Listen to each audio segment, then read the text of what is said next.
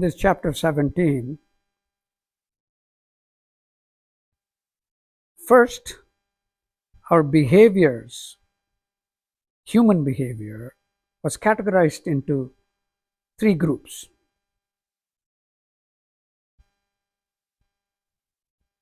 They were Saatvic, Rajas, and Tamas.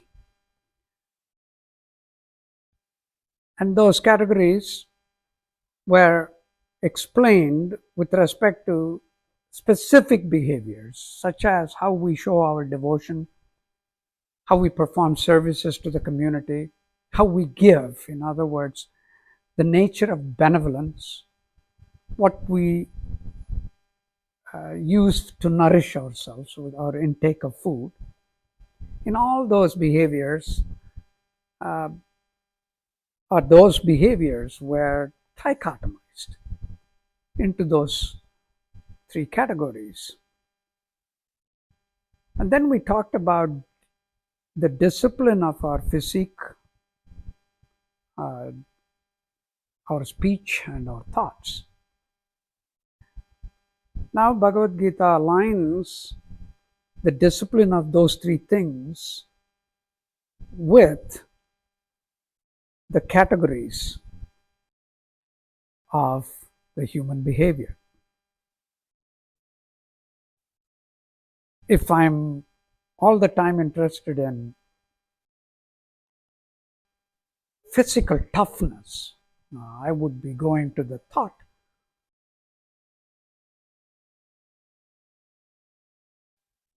I would be going to the gym and pumping iron and do all other sets of routines that would buff up my muscles. If my thoughts are about making my body look like a boxer, I will constantly talk about, I did this routine, I did that routine, and I'm going to be ready for my boxing match, and I'm going to be having excellent stamina on a tennis court. Whatever might be that corresponds to having strong physique is what my thoughts would be, and that's what I will be talking about, and my body would be sculpted correspondingly.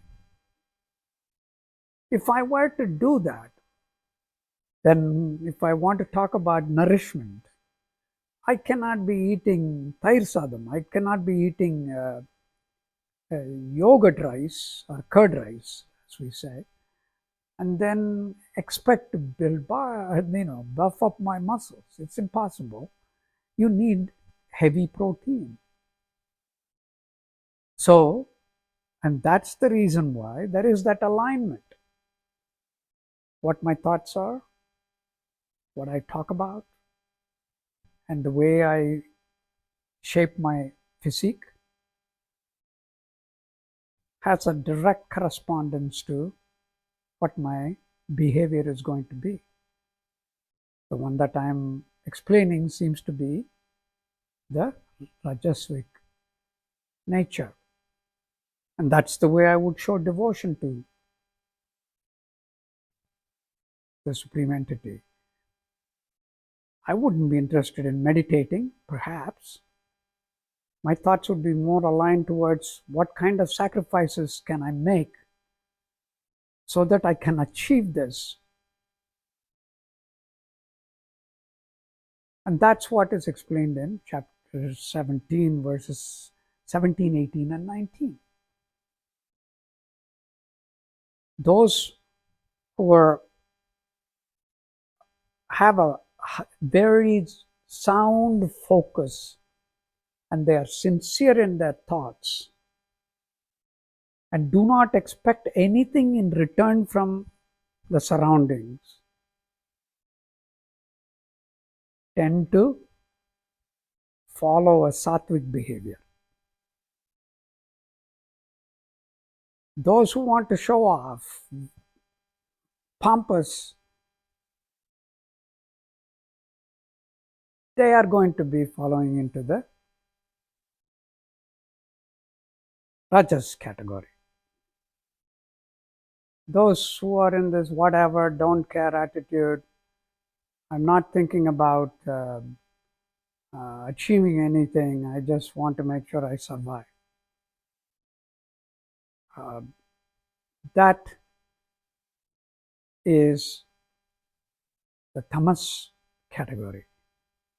The Rajas category also sometimes sacrifice others' efforts in order to achieve their goals. Well, in the war, for instance, if Rajas categories correspond to those warriors, right?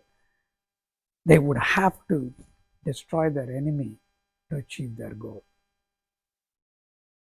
So in that sense,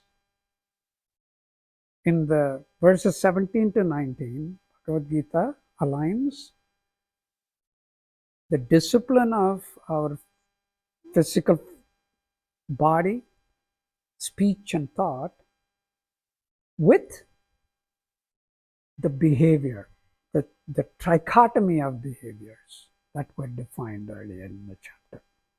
That's the way I take 17, 18 and 19.